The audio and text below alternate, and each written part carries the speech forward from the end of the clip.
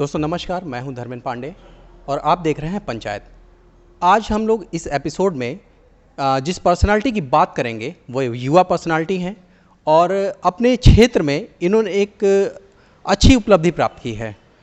आजकल जहां युवा आपाधापी की ज़िंदगी बिता रहा है, जॉब के पीछे पड़ा हुआ है, अवसाद में घिरा हुआ है, ऐसी उम्र में अगर एक युवा एक लंबी उड़ान तय कर ले तो निश्चित रूप से उसकी बात होनी चाहिए। तो सीधे सीधे हम स्वागत करते हैं नेशनल एसोसिएशन ऑफ यूथ के अध्यक्ष भावेश पांडे जी का अपने इस एपिसोड में, और ढेर सारी चर्चाएं करेंगे, बातें करेंगे और जानेंगे कि इस उपलब्धि के पीछे, इस कठिन परिश्रम के पीछे कैसी ये सोच हुई कि इतना कुछ करना है समाज के लिए। तो सर, स्वागत है हमारे चैनल पे आपका। जी, प्रणाम धर्मेंद्र जी।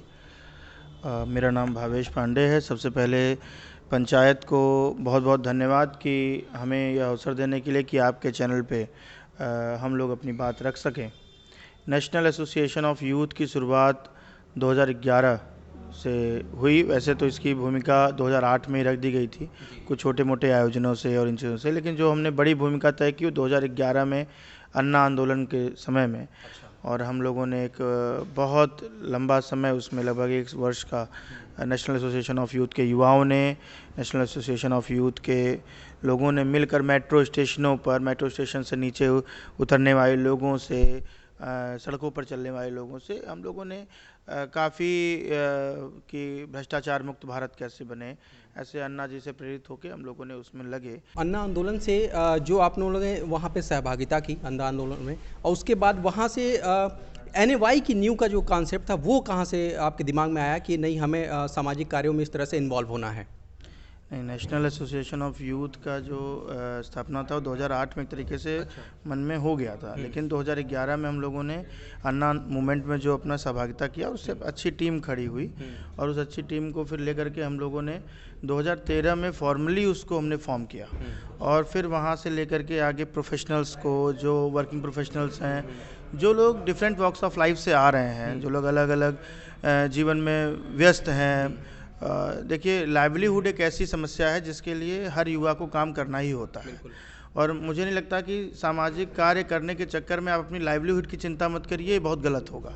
तो हमने एक ऐसे संगठन, एक ऐसे मंच का बारे में सोचा, जो मंच लाइवलीहुड के साथ साथ युवाओं को सोशल रिस्पॉन्सिबिलिटी की जो उनका पार्ट है वो कैसे परफॉर्म हो, उसके लिए हमने ये नेशनल एसोसिएशन ऑफ यूथ की स्थापना की।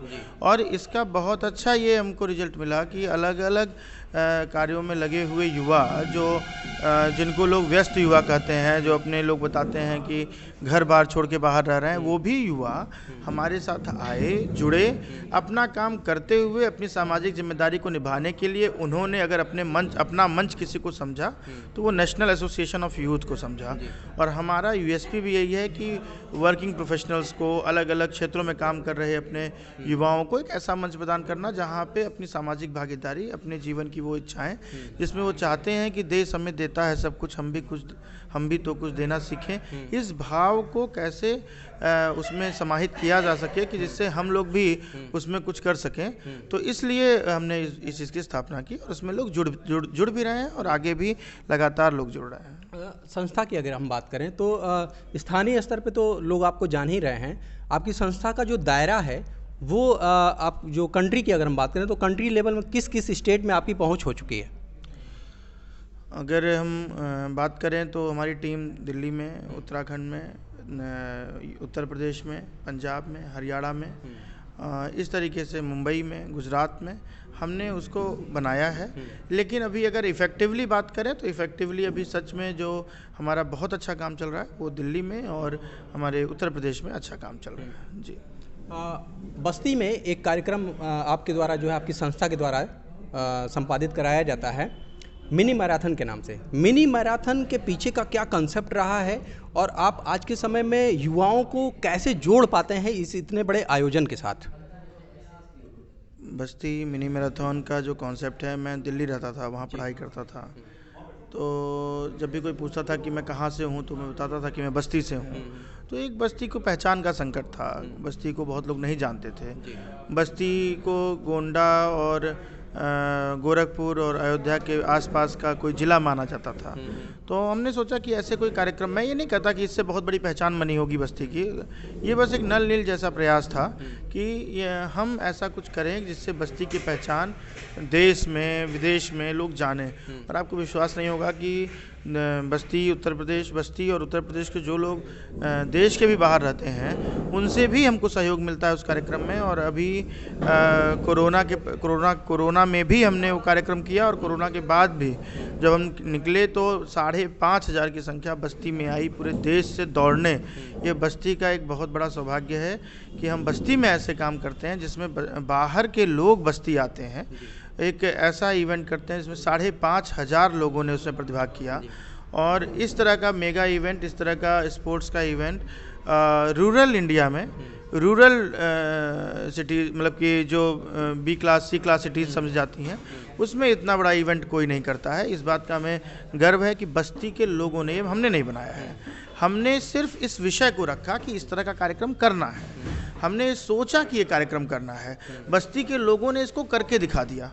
तो बस्ती के लोगों के सहयोग से बस्ती के एक एक विद्यार्थी से लेकर बड़े व्यवसायी तक, अधिकारी से लेकर नेता तक, सबके सहयोग से, सबके इंटरेस्ट लेने के कारण ही आज जब 10वां बस्ती मेरे मैराथन 2021 में हुआ तो उसमें 5,500 लोग दौड़े।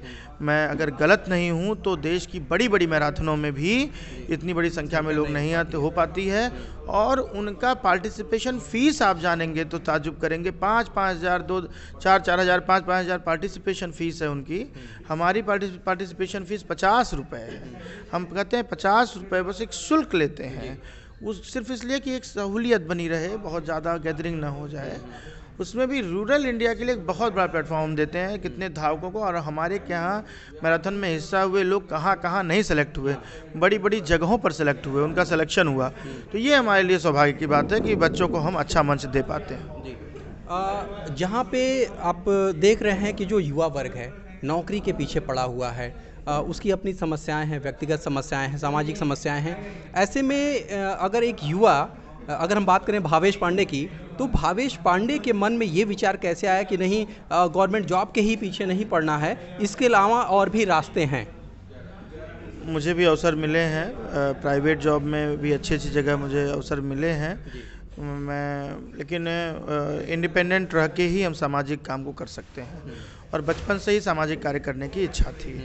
तो मैं ये नहीं कहूँगा कि किसी को, देखिए आजीविका सबको चाहिए होती है, तो आजीविका के लिए हमने अन्य स्रोत अपने डेवलप किए, जैसे वकालत में करता हूँ, तो वो आजीविका के लिए पर्याप्त है। और बाकी अपना सामाजिक कार्य करते हैं। और जो लोग सरकारी नौकरी करते हैं, जो लोग व्यवसाय करते हैं, उनसे कोई आपत्ति नहीं, मुझे करना चाहिए।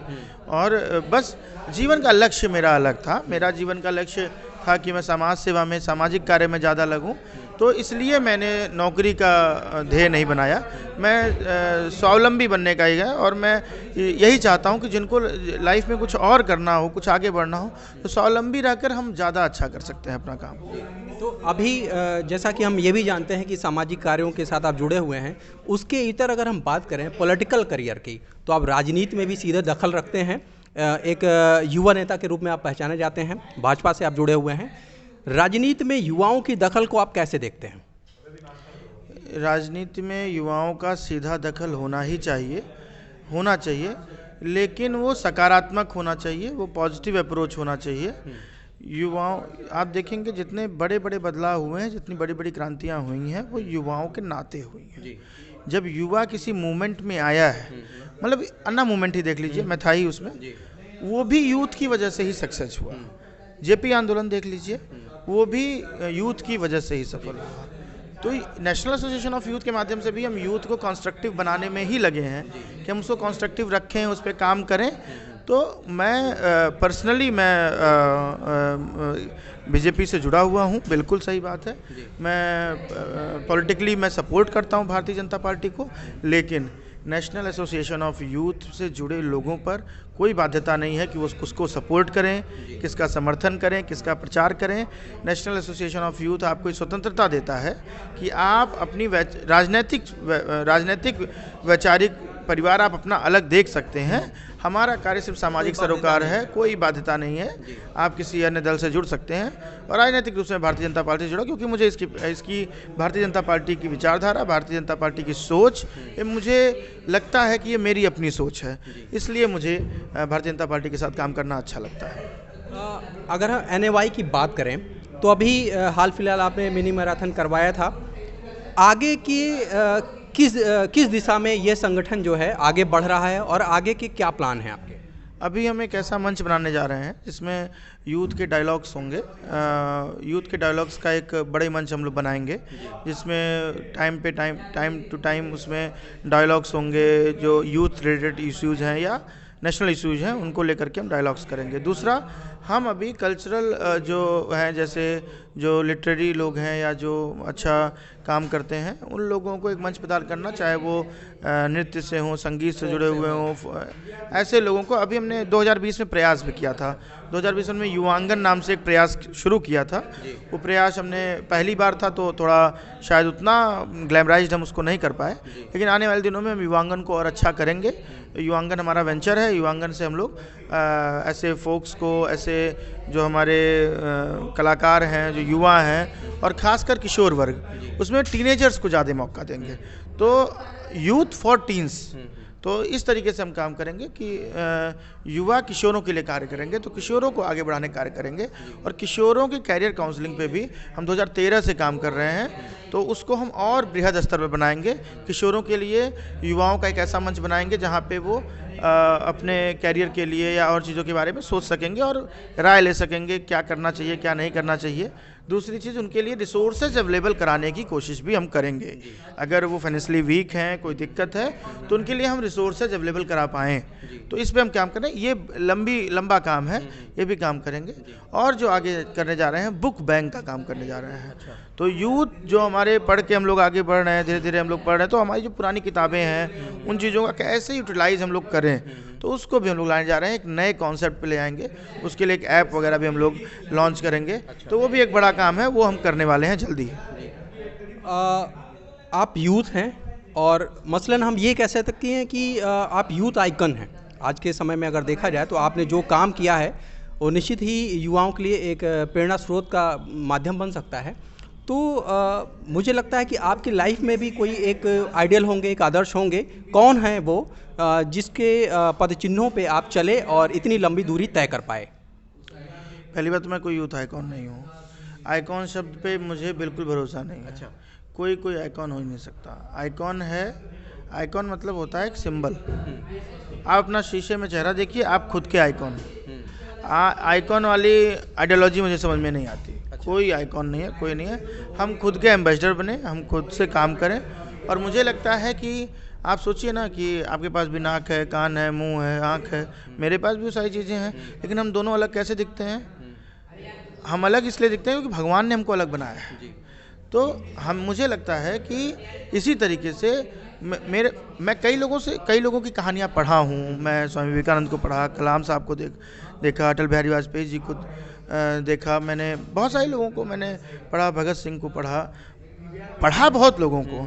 लेकिन अब मैं कहूँ कि किसी के पद चिन्हों पर चला तो ये मैं न्याय नहीं कर पाऊंगा इस शब्द के साथ कि मैं किसी एक को कहूँ।